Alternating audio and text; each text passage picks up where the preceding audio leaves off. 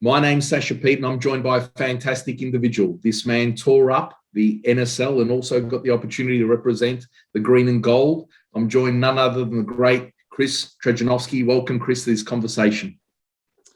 Thanks for having me. It's been a pleasure to listen to some of the other ex-teammates and also other players share their stories. Not a problem, Kris. So tell us, you grew up in Geelong. So tell us, what was it like and how did you fall in love with football? Well, obviously, being a Macedonian heritage, my dad, my mum involved the local soccer club with Geelong. Back then it was Geelong West Soccer Club, and now you know it as Geelong Soccer Club, based at Stead Park.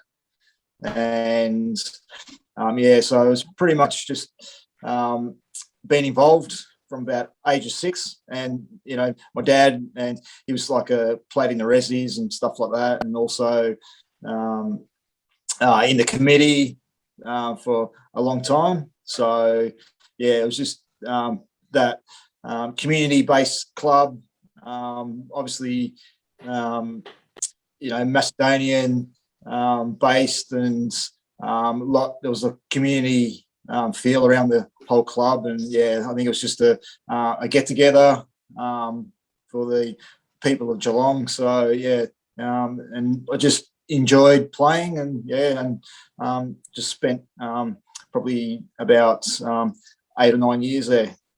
Brilliant! Yeah.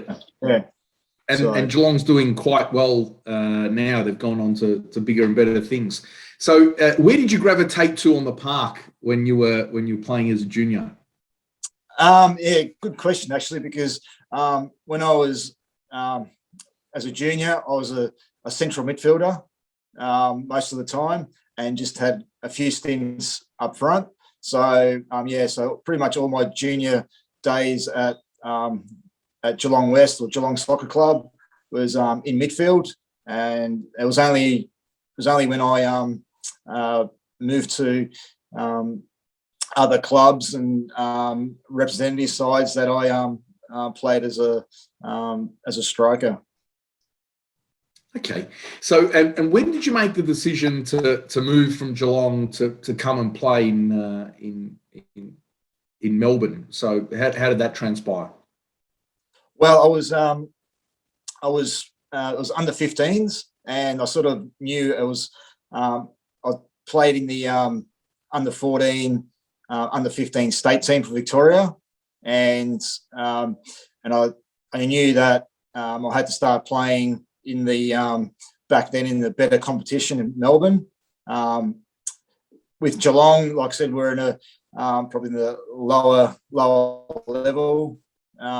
Still playing against Melbourne clubs, but not playing against the top clubs of Melbourne. So I ended up moving to Sunshine George Cross, and under 15s. So my dad would drop me off for training in Melbourne on a Friday night, and then he would watch me train, and he would drive all the way back to Geelong. And then I would stay with the coach and his son, Jason Kaliba, so an old a good friend of mine. So I spent every weekend living at his place. So, and then game day on a Sunday, my mum and dad would drive up to Melbourne and watch the game, and then I would go back to Geelong and go to school. So, and I did that for a whole season. Great experience. And he's a really good friend of mine at the moment. So we keep in touch, and obviously he's still in Melbourne. So so it was a good experience, and playing with Sunshine George Cross and playing against back then I think it was Super League competition. So you're playing against the top players of Victoria at the time, which was they used to obviously play in the Victorian state team, and so it was just a good experience playing against those type of players, especially being from Geelong. And prior to you getting selected into the AIS, which other teams did you play for? So after I went to South Melbourne as a 16-year-old, and we in the youth team under Steve Short was the coach at the time, and Brian Garvey was the senior coach of South Melbourne. So yeah, and then we just spent the whole year in the South Melbourne youth team, and I think I made a senior appearance in the Doherty Cup versus Brunswick Juventus. So yeah, so as a 16-year-old, so yeah, it was a good experience, and yeah, just playing week in, week out at a good level, national youth level, and back in the day in '88, there was a lot of good players. We used to have four overage players come down every week. So obviously you have to compete with them, and you have to give way to them to get match fitness or people coming back from injury. So yeah, no, it was a good experience, and yeah, we had a pretty good squad then. So yeah, I think we won the league that year for South Melbourne. So as in the youth team. So yeah, which was good. And so after South Melbourne, who did you play for? I went to the Australian Institute of Sport in Canberra. So I got offered a scholarship there, and I spent nearly 2 years under the guidance of Ron Smith and Gary Cole at that time, and also Steve O'Connor came on board later on, probably in the last 6 months of my scholarship. And do you remember who were some of the boys in your year level? Who were some of the boys that were also at the AIS at the time?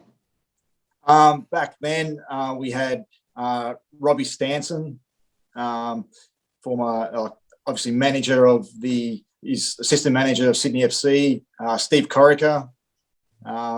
We had Frank Talia, was one of the goalkeepers. Steve Mortone, another goalkeeper. We had Brad Maloney at the time, George Soros. So yeah, we had quite a number of good old NSL players in the team. So there's probably and obviously Jason Kaliba was there. Lawrence Kittner, he was also there.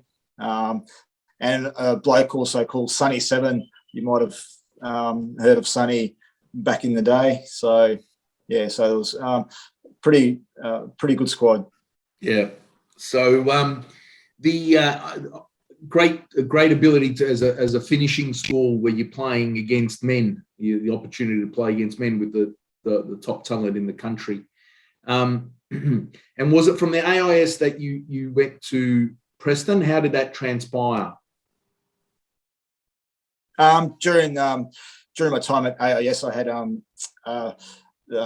John Gardner. I think they were doing a coaching, one of the coaching badges at the Australian Institute of Sport, and he came and had a chat to me, and Warren Spink, he came there for some treatment for an ankle, and yeah, then he was I got to know him, had a good chat to him and all that, and they wanted me to come down once I finished at the AIS, and so it was one of my clubs that I supported as a junior. So, and when I got asked and got offered a contract, I accepted, and I signed a 3-year contract straight out of the AIS. So growing up as a Macedonian boy and watching Preston obviously play, it would have been a huge honour for the family and the wider community that the first time you got to play for Preston. So what was that feeling like? Oh, it was an amazing feeling. Like I had a lot of family and friends drive up from Geelong, and also I've got relatives in Melbourne. Just to play in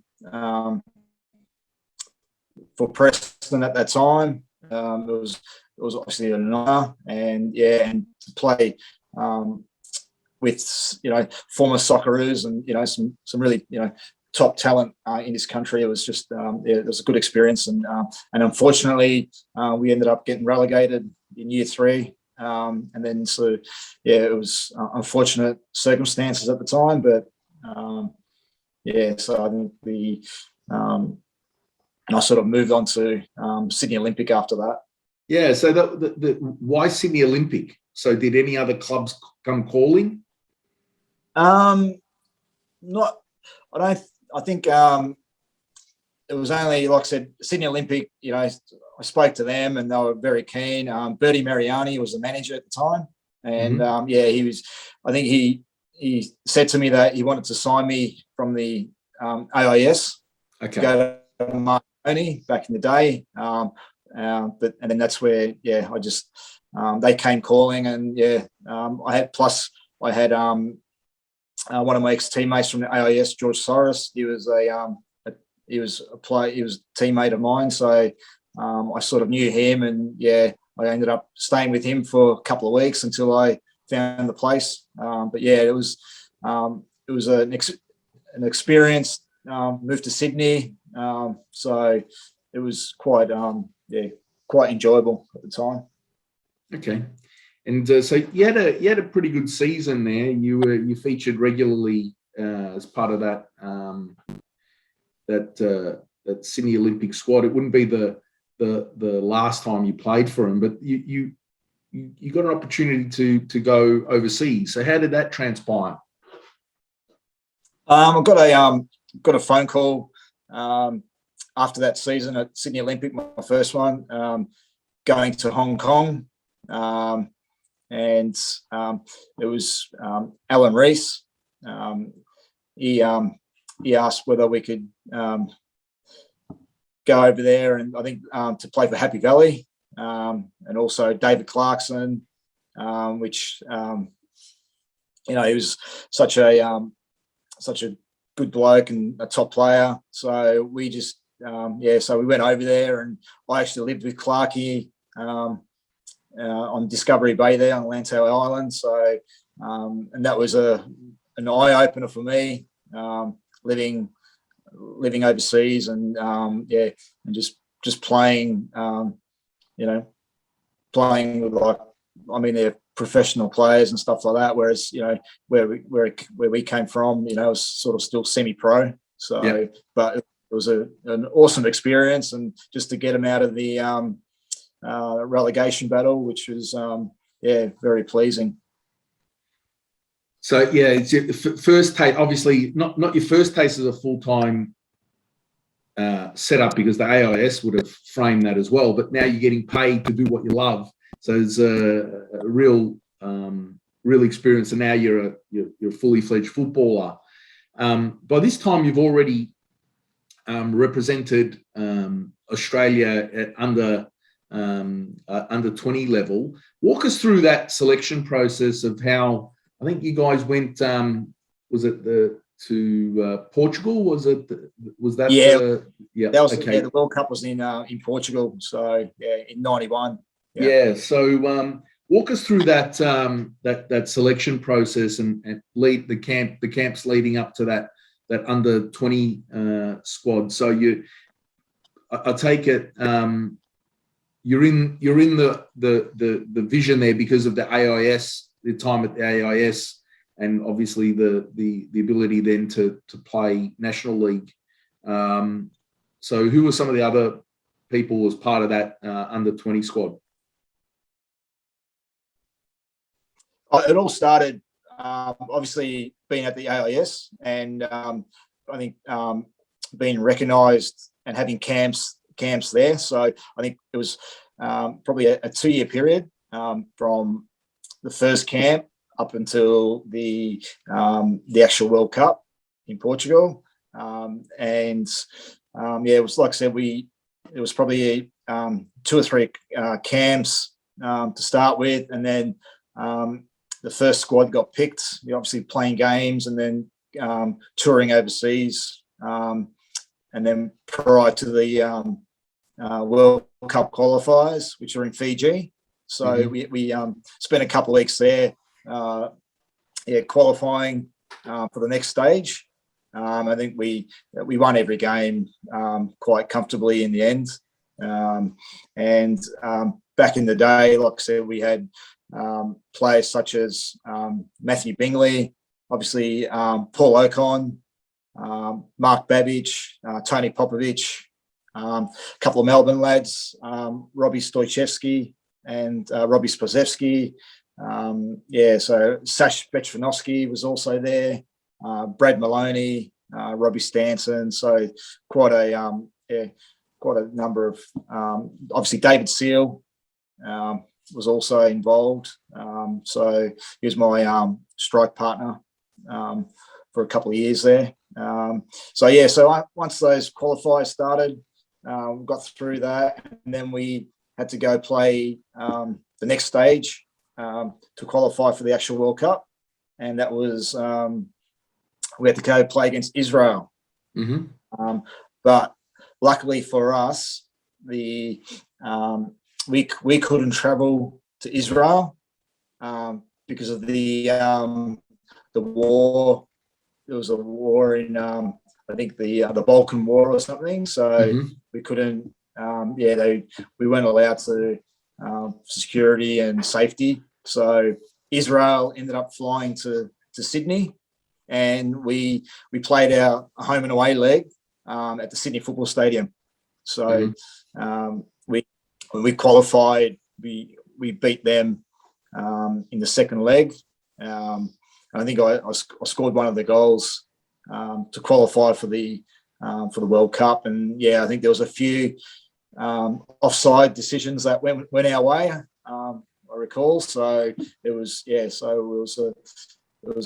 a great time to qualify for the World Cup, and obviously going to Portugal was a fantastic experience.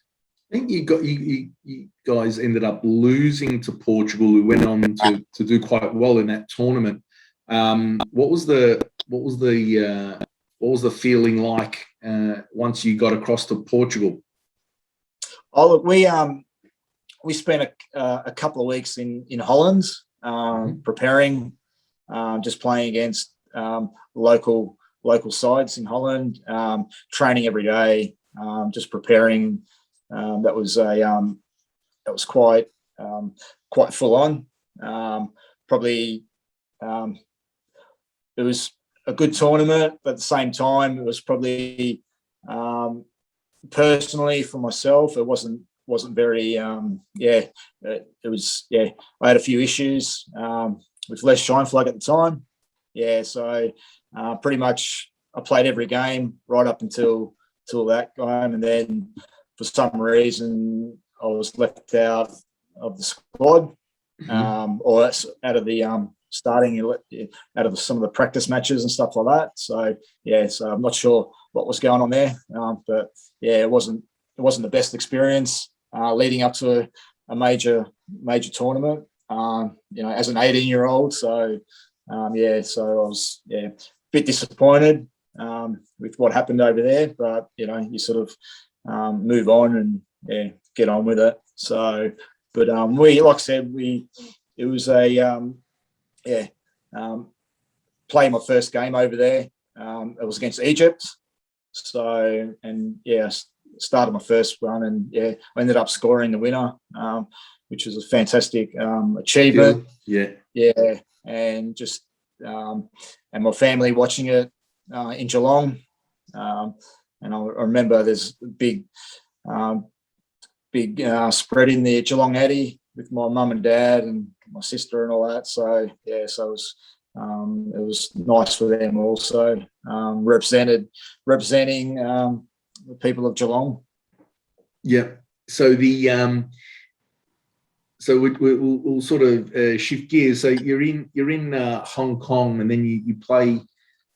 After Happy Valley, you survived their relegation battle with them, and do you then transfer across to South China? Does that sound about right?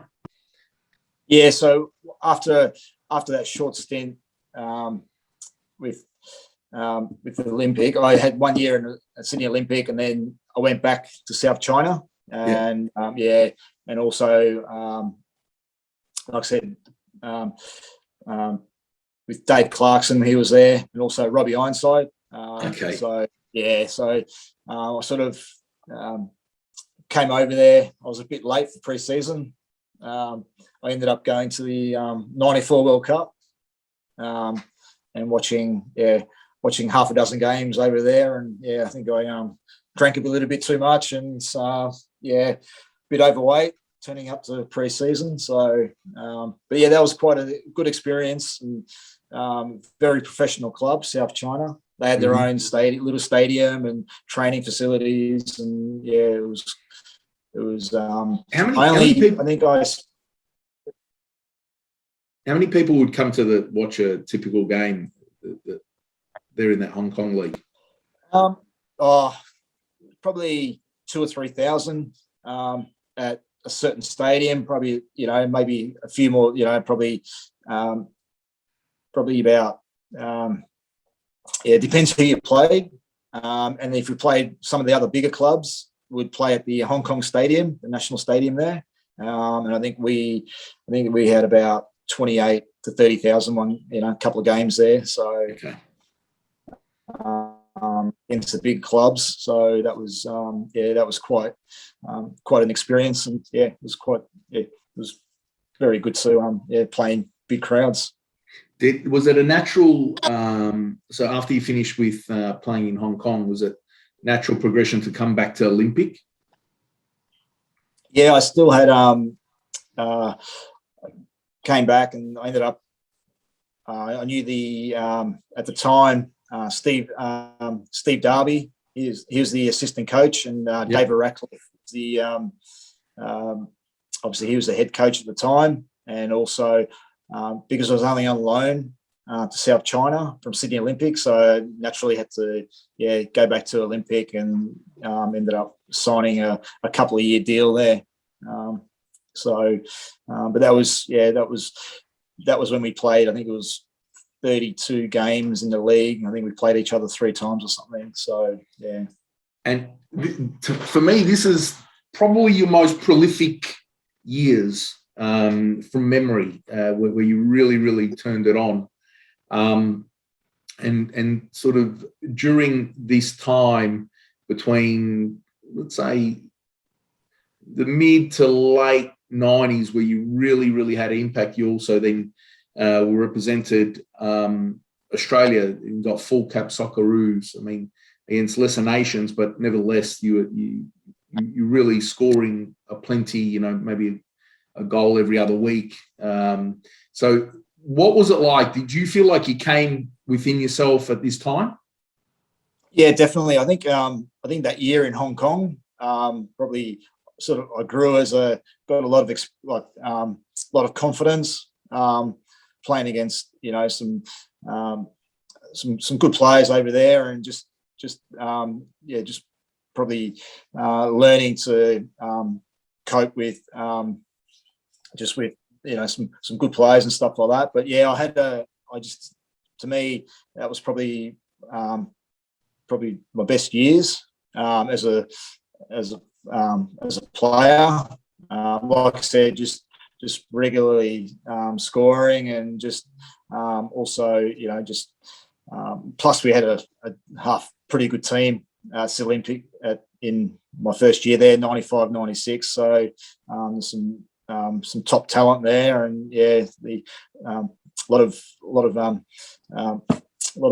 balls being put on a platter for me and stuff like that. So I had some really good. Call out some of the players that you were with. So firstly, who'd you room with at Olympic when you went away for away trips? Oh, I had a few different. I had Adam Sienta.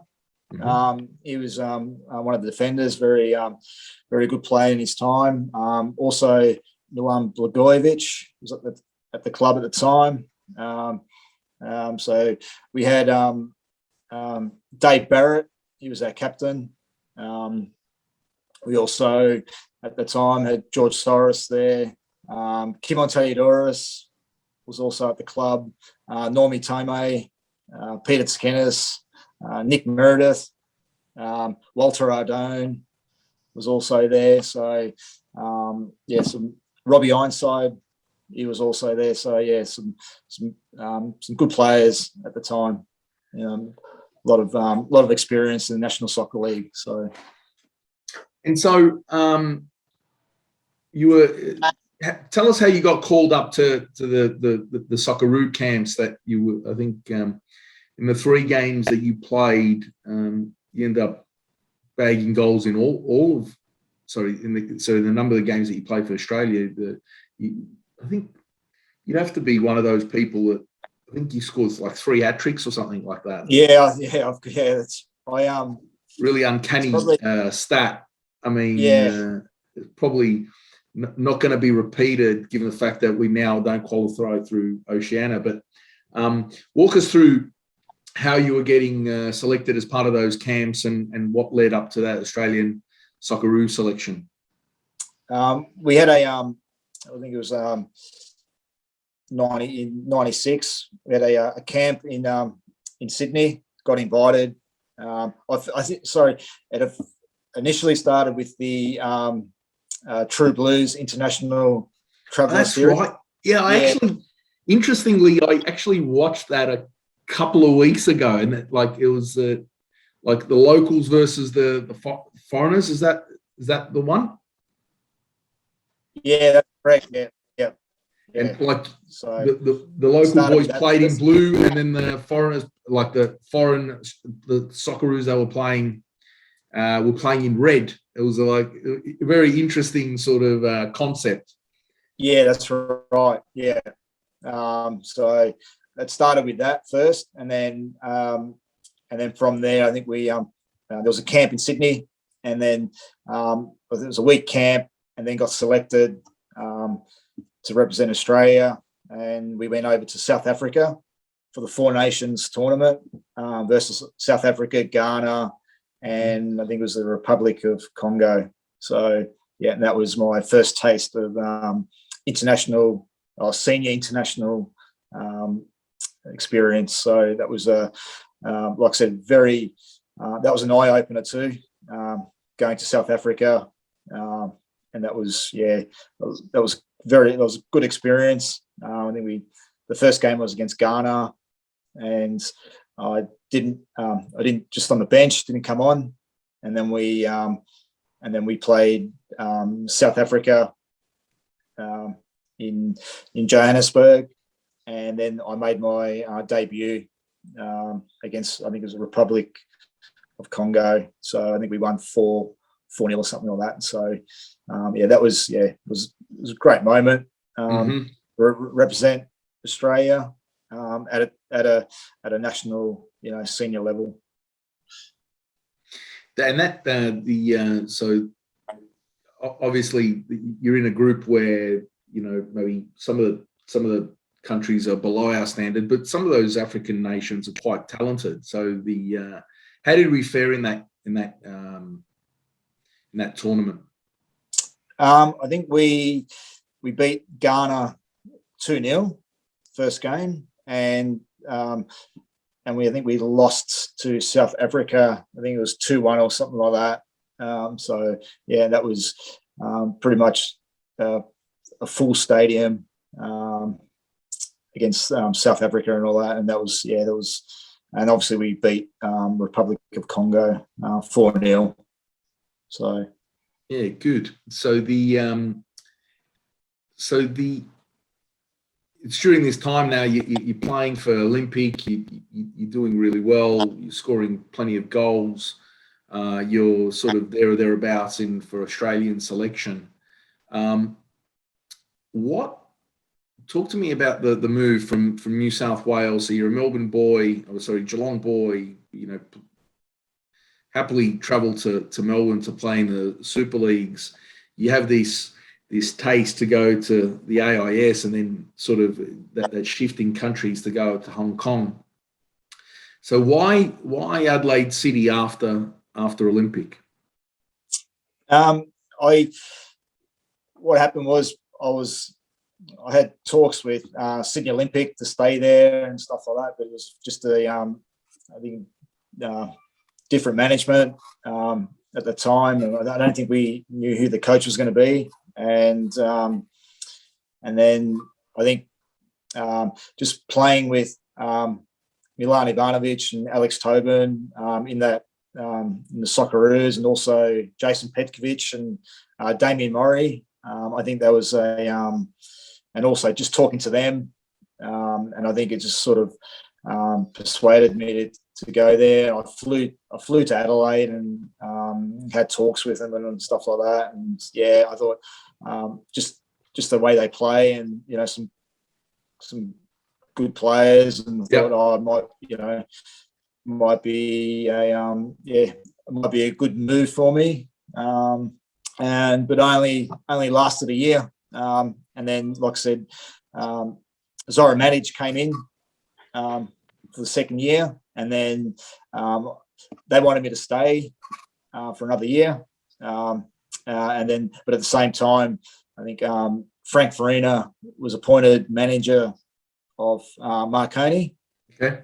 And then he gave me a call and said to me that, like, if I wanted to come back to Sydney and all that. And then, I think Frank Labzetta came to Adelaide and had a chat to me, and I ended up, agreeing to go to Marconi after that. So, like I said, Adelaide City, it was a good club, and some great players and all that. And like I said, I hadn't worked with Zora Matic before. I had some, and then Frank came in, and I thought I'll just move back to Sydney. So I sort of, at that time, it was probably better for me, bigger cities, and so Adelaide was a bigger version of Geelong. Yeah. So and I ended up moving to Marconi. So, and that Marconi side was star-studded. So talk to me about some of the lads that are in that lineup who when you went across in your first year there, because you played a couple of seasons there. Yeah, I had 3 seasons there. We had at that time Ante Kovic, he was in goals, and also Michael Turnbull. They were a couple of goalkeepers there. We had Francis Waratifi, he was there. Brad Maloney was there. Brendan Renault, left back, was there. And so we had a Korean international, former international there. So his name was Kim. I'm not sure his full name, but he was a ex-South Korean international, and he was a very very good footballer. We had a pretty good squad there. So and like I said, that was Frank's first job there. So I think he only lasted a year, and then obviously he went on to coach the national team after that. And so who took over from Farina, coaching the Marconi side? Eddie Krenčević. Okay. He came in, and so that was and he came in and just changed things around, and we trained twice a day, and it was pretty full on. He had obviously the experience of what Europeans teams did. So what was it like to move into those short, sharp? I think speaking to Eddie only last week, he liked to have that sort of one touch in any sessions. Did you find that different? So one touch, two touch, box games that you had to move constantly. Was that different? Yeah, it was. Like I said, he came in, and he liked to, like as fitness levels and stuff like that. Like I said, the pre-season was a pretty full on pre-season, and I only just got married at off season, so coming back to pre-season. So after being away for about 5 or 6 weeks in Europe, so it was a shock to the system. So like I said, I think we had twice a day, and then I think we had Wednesdays off. And so it was probably, I think it was 10 or 11 sessions in a week and Sunday off. So so a lot of running and then ball work. But yeah, it was, and like I said, he was a manager who liked to play football, and like I said, just it was an experience, and like I said, I had a couple of years with him, and then we had a lot of players turnover, and we had a few Italian players came over and stuff like that. So that was so we had token Italians. So that was and one of the guys was a decent player, midfielder. Can't remember his name, but and we had a striker, and he was sort of all over the place, and I think not good enough. Too much, The so you moved north to Brisbane. So how did that work? Yeah, my contract was up at Marconi, and then Cozzy rang me, asking me if I wanted to, come up to Brisbane, and at the same time, I think I could have. There's probably a move to Wollongong Wolves at the time, also, but I sort of chose Brisbane, a bit of a change, and so that was I spent 2 years with Brisbane under Cozzy, and he was an interesting character at the best of times. So very passionate, and as a coach and as a person, it's probably he was two different levels and stuff like that. So, but he was a decent coach, and we had a half decent squad there also. So it's interesting the coaches. So you go on to coach yourself, but the characters and styles, so the passion of Kosmina, the barking orders of Kosmina, and maybe the year before Krijovic, very quiet, demure, says what he wants to get out of a team, like to the hard man of Scheinflog, my way or the highway. So walk us through some of these different characters that you've had along your journey, and sort of how did you, to what type of personality did you best react to? Look, I've sort of had from an early age, Ron Smith and Steve O'Connor. I think they were more of a education on how to best way of playing football and skills and stuff like that. And I think if I could probably had them probably as a 12, 13-year-old instead of a 16, 17-year-old, probably would have made a massive difference growing up and stuff like that. But they were two managers that really focused on just development and stuff like that. And like I said, we had like David Ratcliffe. He was very good also on how you wanted to play.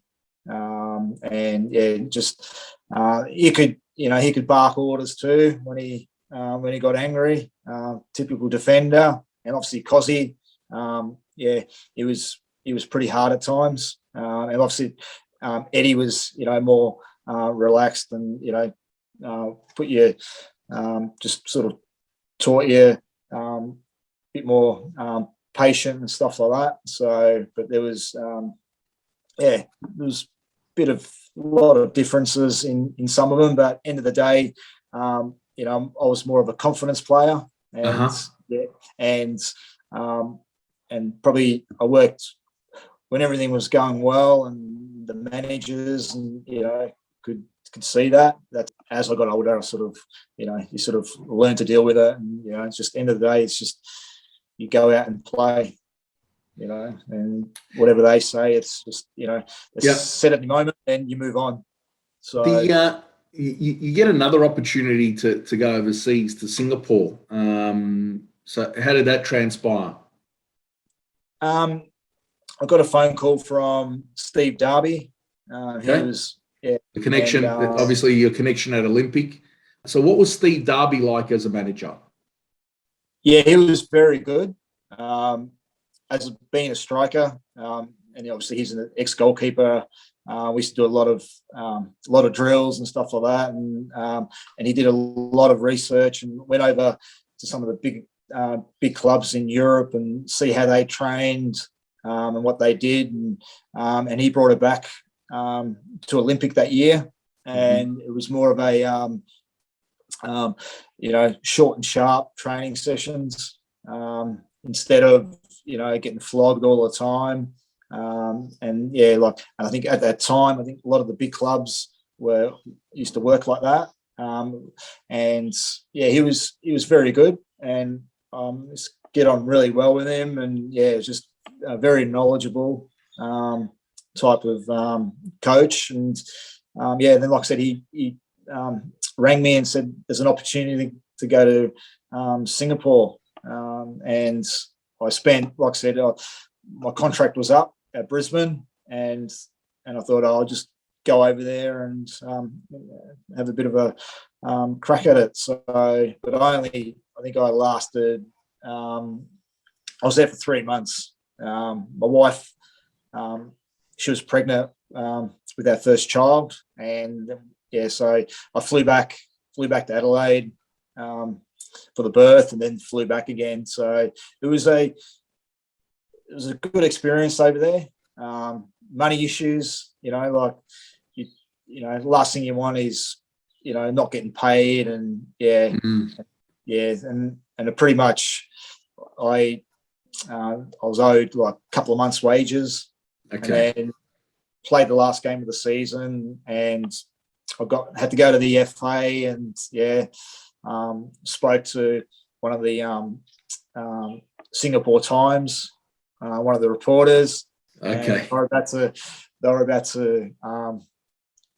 put the story out, and then obviously the club and the owner got wind of it, and they ended up paying me all my wages. I pretty much finished the last game and hopped on a plane, booked my flight, and got out of there. So, with your money, you got your money at least. No, I got played my last game, and like I said, but before that, they gave me a check. I went to the bank and cashed it. So I knew that I had the money in my hand, and then played the last game, and I think I was on a midnight flight. Okay.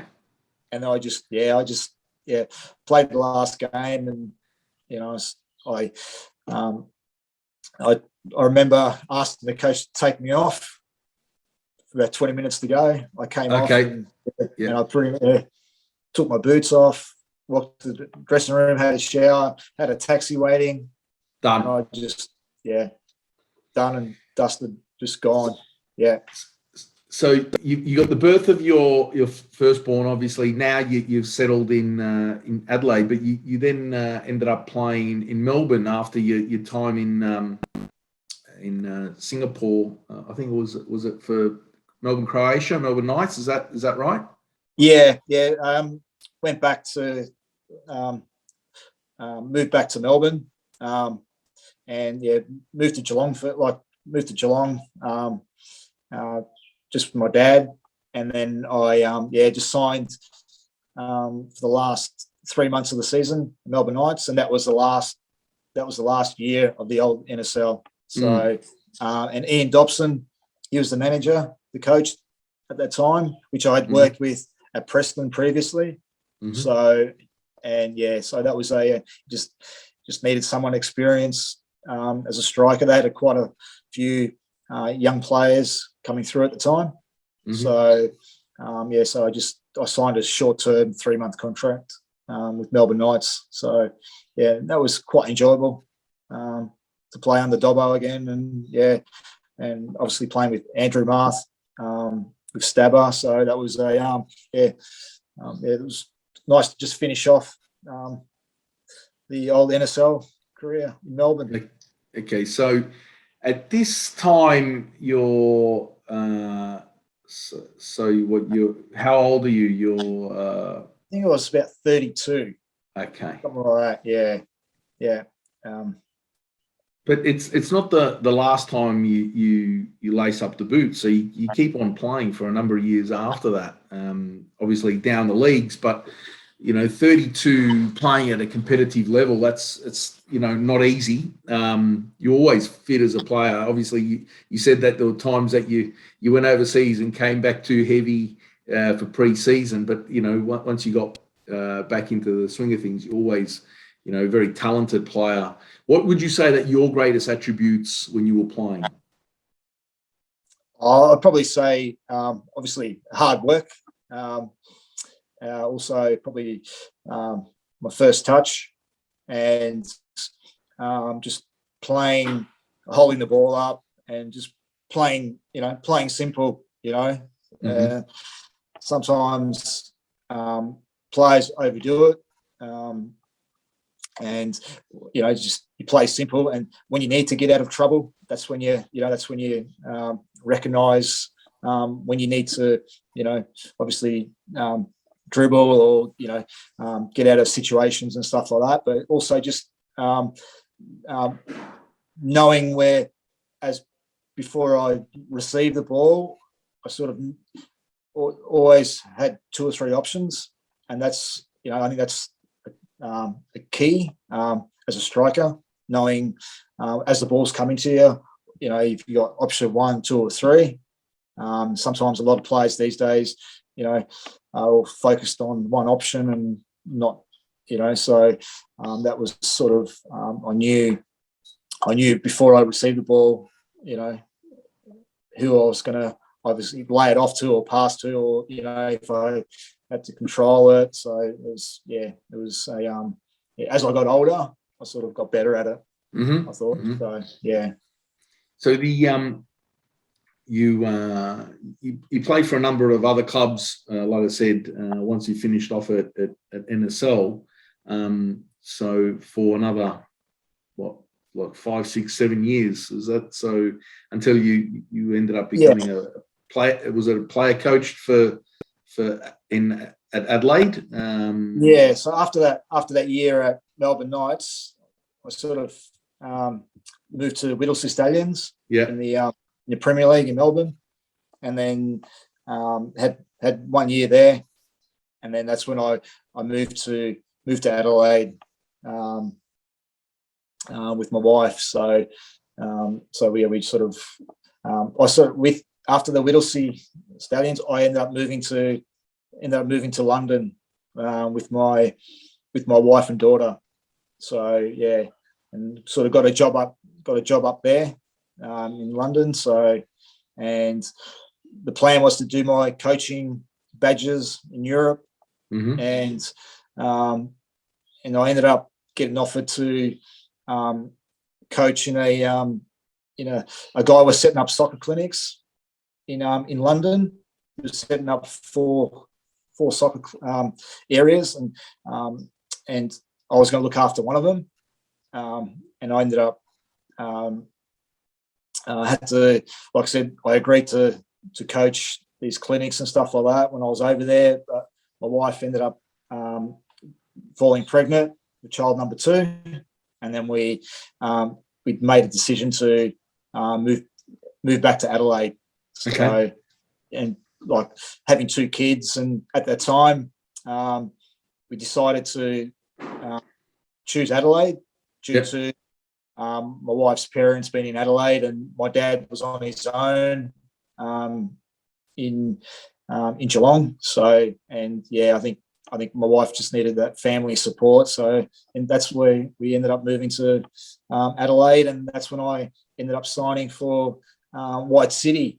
White City, the Serbian club there. So I ended up spending 3 years with White City, and my final year was ended up player coach. So in that, for White City. So fantastic. So you've gone through. You made representative sides. You made the under 20, the young, the Youth World Championship. Also got to represent Australia at full international cap and scored, I think it was in that Oceania qualification, I think 3 hat-tricks in games that the goals were probably inferior opposition, but still nevertheless part of, our representing our country. You got to go out there and do a job. Throughout that career, moved around, so making new friendships with new people. What have you taken out of the game throughout this whole thread of playing? I think probably just traveling the world, doing something that I love, and sort of getting paid for it. Sometimes, better other clubs than others. So, but end of the day, I got to spend probably nearly 15, 16 years playing, at the highest level to a degree in this country and also in Asia. But yeah, to me it was, just playing and, experiencing life and, just meeting different people and, but then, friendships have evolved from, playing and, like you could walk down the street and someone could see you and, have a chat and hi, and then, in the industry I'm in now, and people find out that I used to, play for Australia and stuff like that. Yeah. And why don't you tell us and all that? I sort of, and I sort of go out and introduce myself as, I'm a former Socceroo and all that.